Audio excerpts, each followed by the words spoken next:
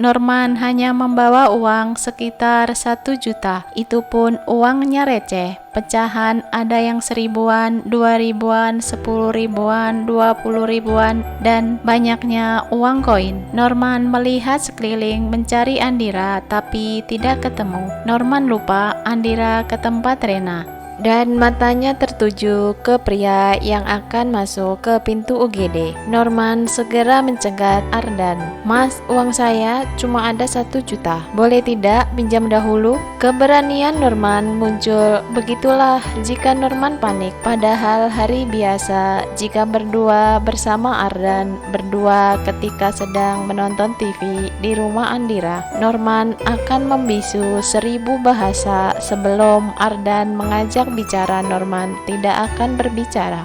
"Ini pakai ATM ku saja." Ardan mengeluarkan ATM dan mengajak Norman kembali ke tempat registrasi, dan Norman pun membayar uang muka untuk operasi Rena dengan ATM Ardan. Sementara itu, Rena merintih sangat keras karena tidak kuat menahan sakit. Bahkan Rena sampai menangis.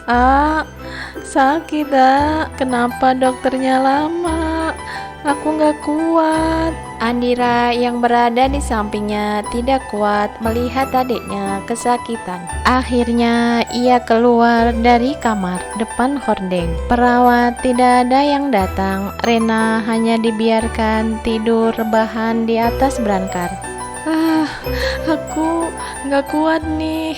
Dokternya mana?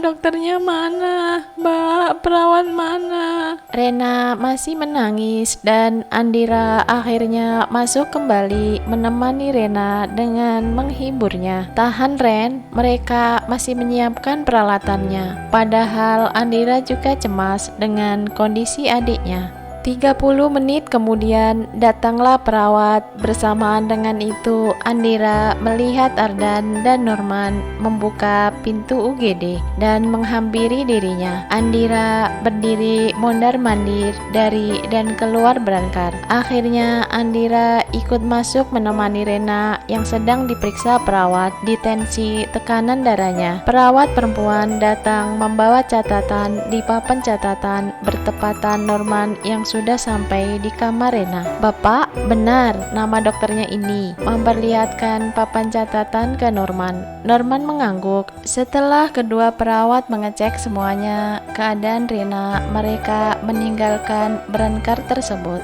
"Sebentar Bapak, Ibu, kita akan mempersiapkan kamar operasinya terlebih dahulu. Kami tinggal sebentar." Andira mengangguk.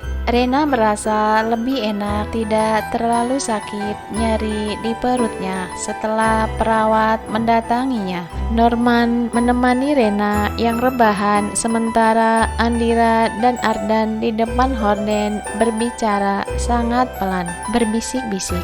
Tak lama kemudian perawat datang. Rena dipindahkan ke kursi dorong. Norman mendorong Rena mengikuti perawat di depannya yang menuju ke ruang operasi, diikuti Ardan dan Andira di belakangnya. Ketika sampai di depan ruang operasi, Andira dan Ardan dilarang masuk. Norman mendorong Rena masuk sampai ke ruangan dan merebahkan Rena di kasur operasi. Kemudian Norman dipersilakan keluar dari ruang operasi. Depan ruang operasi, "Ibu, dokternya belum datang. Nanti jam 2 datangnya." Perawat memberitahukan ke Rena, sementara perawat satunya mempersiapkan peralatan yang akan dipakai untuk operasi kuret. Rena melihat sekeliling. Jam dinding menunjukkan pukul 1.30 dini hari. 30 menit lagi operasinya. Masih lama, batin Rena. Rena mengalihkan pandangannya dan berhenti ketika melihat ke arah kakinya. Di sana, di meja berjejer peralatan kuret yang sudah disterilkan. Sementara itu, kedua perawat ada di samping kiri peralatan tersebut dan sedang mensterilkan peralatan yang lainnya. Mereka berdua membelakangi Rena. Rena melihat salah satu perawat membuka sesuatu dan asapnya banyak keluar. "Oh, itu seperti sendok tapi besar. Buat apa ya?" jangan-jangan itu buat ambil darah di rahimku. Ih, ngeri, batin Rena. Tak berselang lama, dokter pun datang. Rena melihat ke jam dinding, ternyata jam menunjukkan pukul 1.45. Dokter datang lebih cepat 15 menit. Ada 2 orang dokter, salah satunya dokter yang menangani Rena ketika keguguran yang pertama kalinya. Setelah semua sudah siap, dokter memberitahukan ke Rena bahwa dia akan dibius. Ibu namanya siapa? Rena menjawab dengan tersenyum karena dokter pun tersenyum kepadanya. Rena, Dok. Dokter berhitung sambil menyuntikkan bius ke tangan Rena melalui selang infus di tangan kirinya. Ketika hitungan 1, Rena masih jelas mendengarnya, tapi hitungan kedua sudah samar-samar, dan hitungan ketiga Rena sudah tidak mendengarnya. Setengah jam kemudian, dokter sudah selesai mengoperasi Rena. Dokter keluar dari ruang operasi dan bertemu Norman, Andira, dan Ardan. Selamat, operasinya berjalan lancar. Dokter meninggalkan mereka. Terima kasih, Dok. Norman berterima kasih ke dokter. Tak berapa lama kemudian, perawat pun keluar dari ruangan dan memberitahukan bahwa operasi sudah selesai dan Rena masih belum sadar. Karena operasi kuret sudah selesai, maka Ardan dan Andira pamit pulang ke Norman. Perawat mengizinkan Norman masuk ke ruangan operasi menemani Rena yang masih tertidur, dan perawat meninggalkan mereka. Rena mendengar sayup-sayup suara perawat memberitahukan ke Norman, tapi mata Rena belum bisa dibuka, terpejam.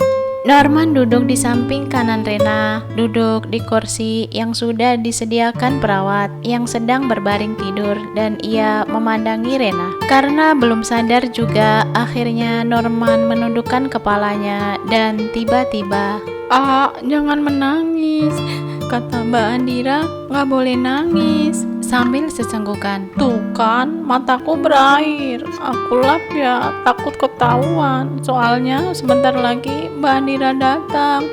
Rena berbicara dengan mata masih terpejam dan berbaring. Bu Rena, Mbak Andira sudah pulang. Bu, bangun, ibu masih tidur ya? Norman bingung. Enggak kok, aku sudah bangun. Tuh kan, aku sudah bangun. 1, 2, 3, bah! Rena duduk dengan tangan seperti ciluk bah ke bayi dengan raut muka yang ceria. Rena memandang Norman di sebelah kanannya, lalu menengok ke kiri. Rena melihat cermin di sebelah kirinya dengan masih posisi ciluk bah. Setelah itu, Rena berbaring lagi dengan mata terpejam. Norman yang melihatnya tambah bingung. Norman menggoyang-goyangkan tubuh Rena, tetapi Rena seperti tertidur. Tidak berapa lama kemudian, Rena berbicara kembali. Jangan menangis, kata Mbak Andira, gak boleh menangis, sambil sesenggukan. Tuh kan, mataku berair, aku lap ya, takut ketahuan, soalnya sebentar lagi Mbak Andira datang. Norman menggeleng-gelengkan kepala. Bu, ibu kenapa? Bangun, Bu. Rena kembali bangun dan duduk. Tuh, aku sudah bangun. 1, 2, 3, bah! Rena melihat Norman dan menengok ke kirinya, cermin, kemudian tertidur kembali. Norman semakin cemas. Bu, bangun, Bu. Ibu kenapa? Ibu jangan nakut-nakutin aku, Bu. Rena kembali mengulangi berbicara sendiri, lalu bangun dan tertidur kembali. Norman semakin bingung dan sangat cemas. Novel Islami romantis Kala Cinta Itu Hadir bersambung ke bab selanjutnya.